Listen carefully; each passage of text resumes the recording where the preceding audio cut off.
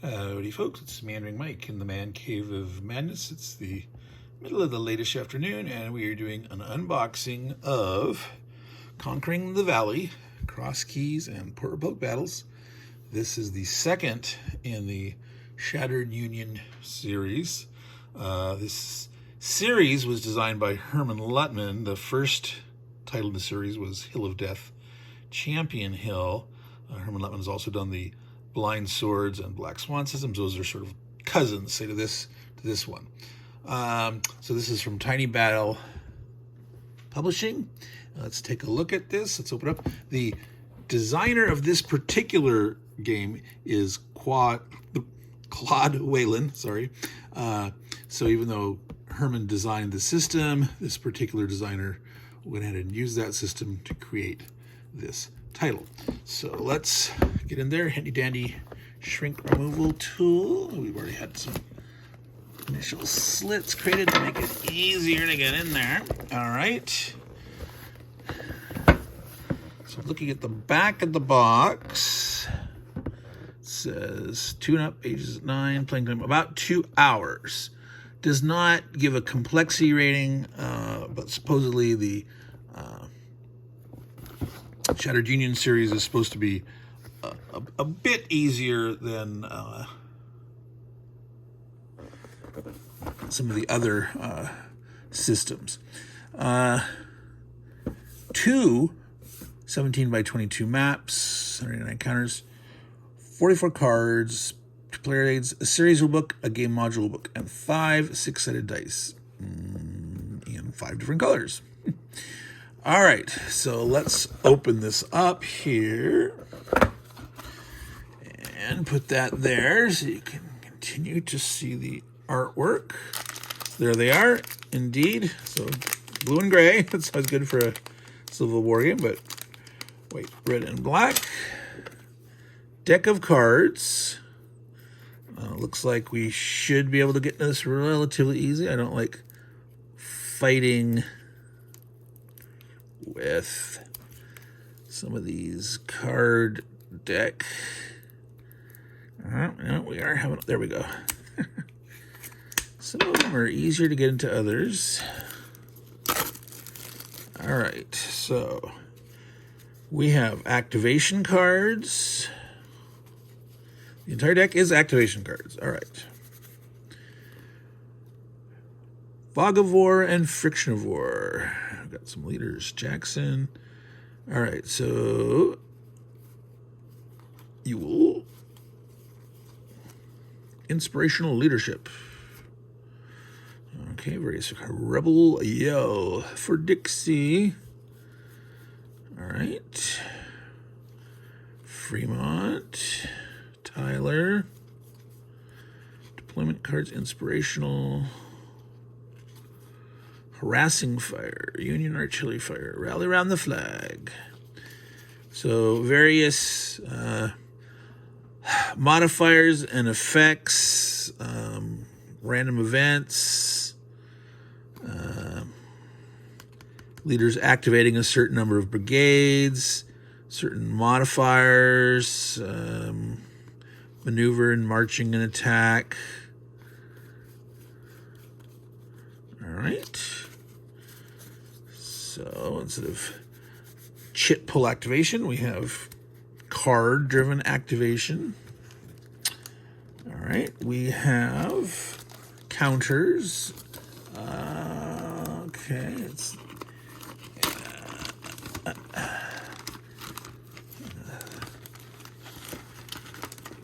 these are 3 sheets or 4. Now these are interesting. The whole thing feels a little soft and flexible. Is that 2? Man, I hope those are not going to separate. Looks like a black core.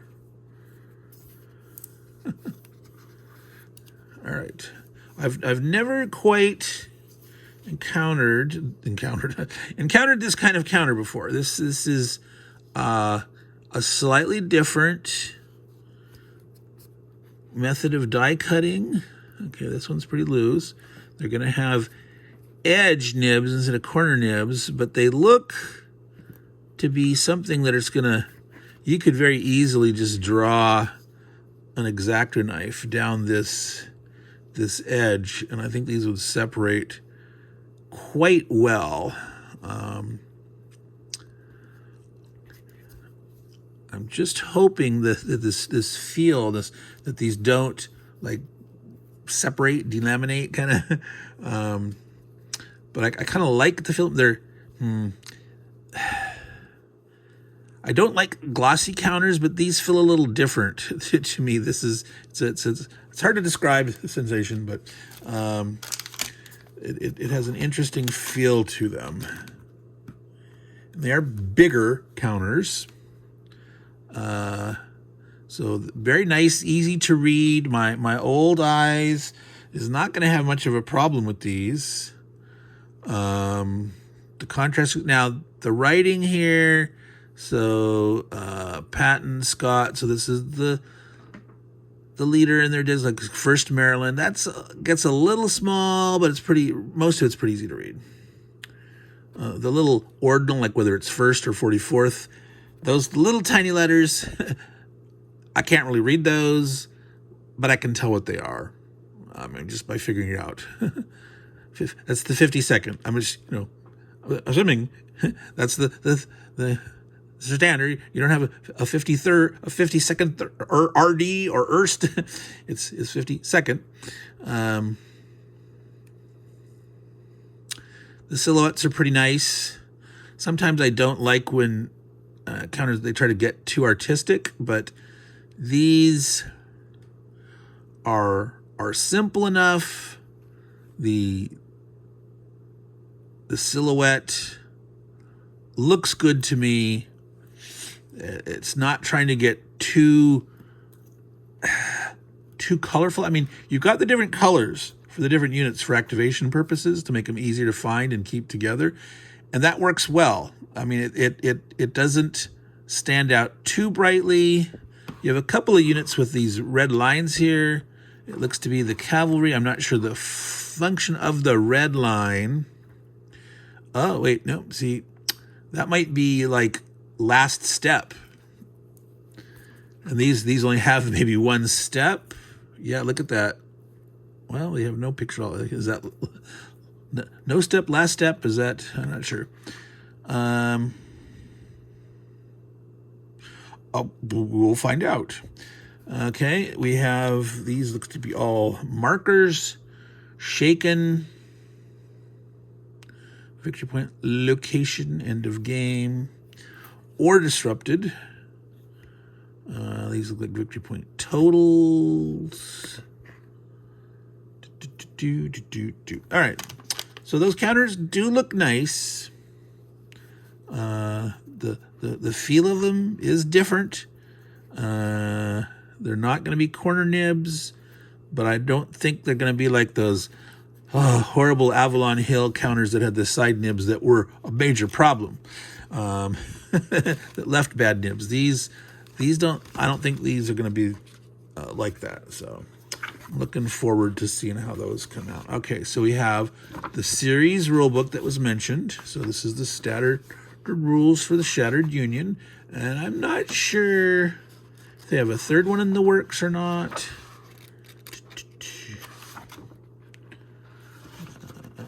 Maybe Herman might be in the know and he can let us know if he's working on another one or if there's other designer. If Claude's going to be doing another one.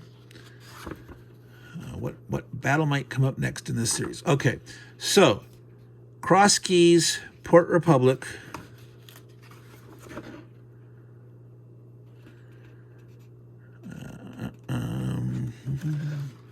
Command decision phase, activation phase,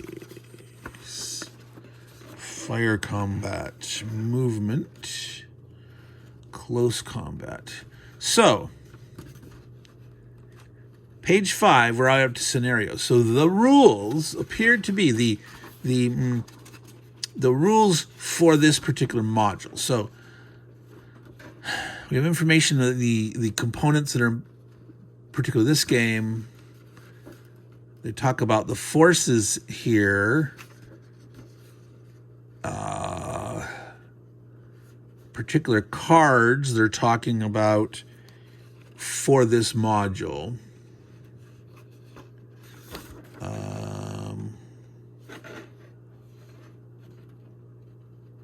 Fire combat advantage. So these are all the particulars. So I'm going to say it's like the rules aren't that short because this is the series rulebook.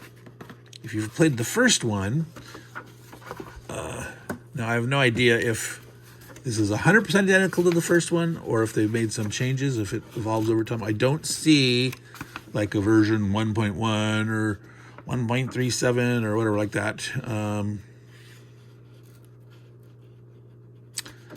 So this comes out to be 15 pages. It's a 16-page booklet, but that's the front cover.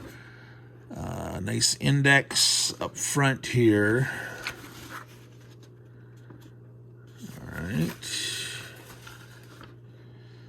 So there's, you know, a fair bit of pages, 13, 14 pages of actual rules to read. Determination, regrouping, skedaddle.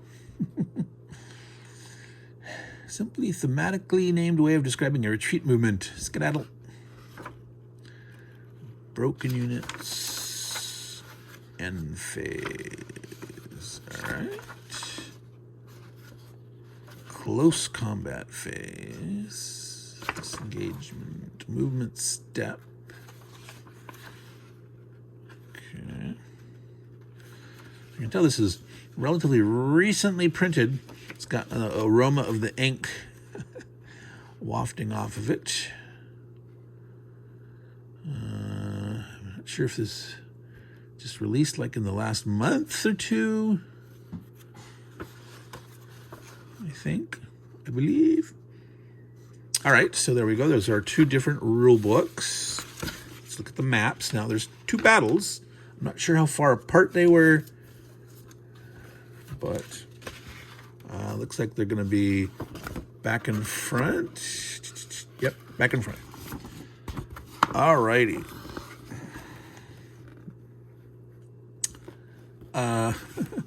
So I guess it's supposed to be cross keys.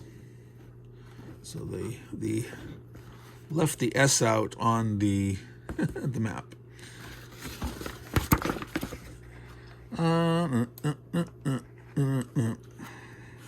Yep. Here, cross keys. And the title up there on the map was just left out. That's no big deal. All right. Church, Flory. There's Goods Mill. Mill Creek Church. I have no knowledge of this other than Stonewall Jackson, I guess, was being pursued and managed to fight off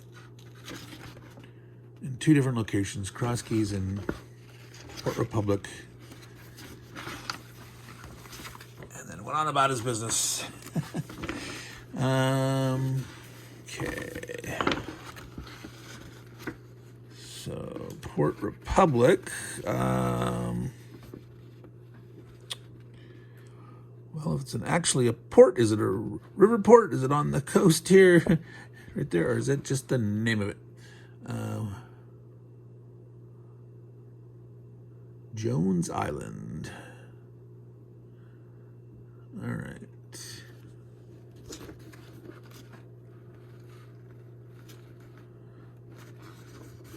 So it is a glossy map. The paper looks good.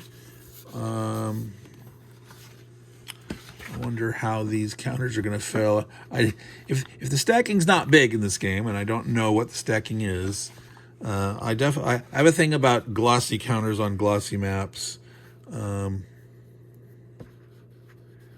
don't know. These being as wide as they are, and there's a certain, I almost want to say pliability to them. These are not, I don't know. I don't think it's going to be a problem. All right, big colorful combat results. Fire attacker strength points. Use a red and a white die.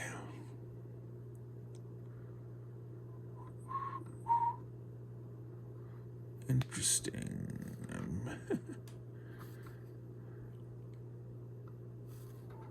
Close combat results, fire combat results, cohesion test type. All right, so yeah, I've not looked at the first one of this series. I do have it somewhere stored away in the man cave, which I have not been able to locate. I'm still unpacking. So this will take some looking at to understand. But from what I've heard, this is not supposed to be a super difficult game. This series, the system, but it looks like it's doing some interesting things. So the color coding here, ERT, referring here, and so you're rolling all these dice, I guess, and you're comparing the red and the white dice result across your shooting, your firing strength, looking at the differential between the blue and the gray die, cross-referencing it with that result here, and then on the side is this: did you have some ammunition issue or not? It's kind of like a random, not a random event, but and then there's ammunition problems or defensive fire results. Interesting.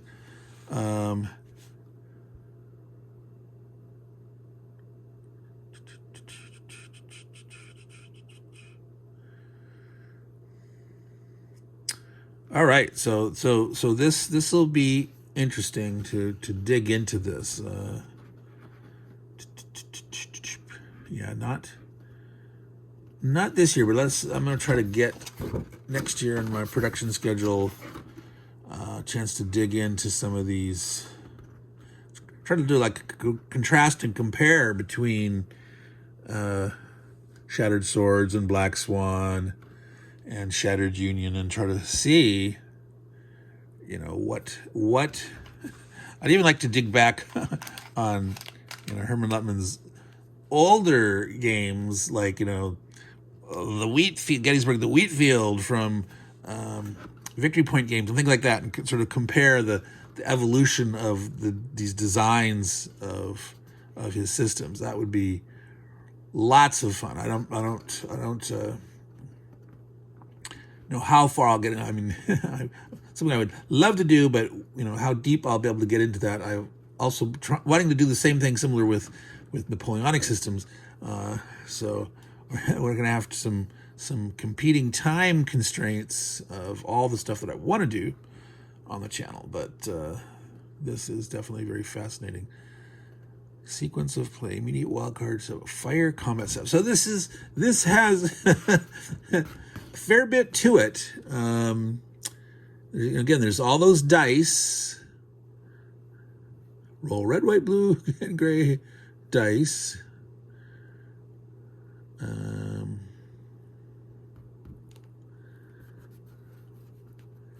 So you have to go through, but I think once you get it, it's going to be one of those things that I think you just you know it, and it's easy, and you just apply the results as rolled, and bing, bing, bing, you get your combat result. So yeah, that'll be fun. All right, so I think that was everything in the box. I wanted to double check. Two player aids. I guess the two sides. It's a two-sided. So So there are technically 2 player aids. It's 1 player aid card, assuming I did get everything. Player aid.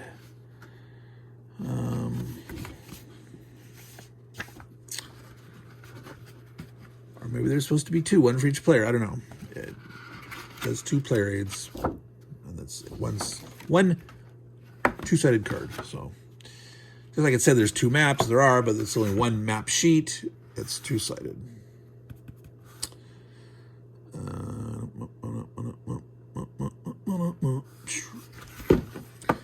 All right, folks. So as you do know, I always make a plug for it. These will not go into a regular rubber band or anything like that. I will use plasti bands to store my cards. It's the proper way to do it. Plasti bands are good, safe. They don't leave marks. They don't get brittle. They're not crimped into the cards or anything. Do not use rubber bands. Use plasti bands. All right, so yeah, it's gonna be interesting to quote unquote punch these out. I'm not going to do it right now. I know some of you just love to start punching right away, but I like to look while I'm reading the rules and see everything in place, looking at the different values and sort of comparing. Knowing if I start to punch it all out, I can't have that same visibility to what's all there and compare. So that's me. You know, you do you, I'll do me. There we go. We have Conquering the Valley, Cross Keys, and Port Republic. Tiny Battle Publishing. Claude Whalen is the game designer for this particular number 2 game in the Shattered Union series, one of the Hermann Luttmann American Civil War series that's out there. So that is my unboxing and reboxing of Conquering the Valley. Conquering the Valley. So, Meandering Mike, Man Cave of Madness, signing out. Take care, and I hope you guys all enjoyed your Labor Day weekend. Ciao.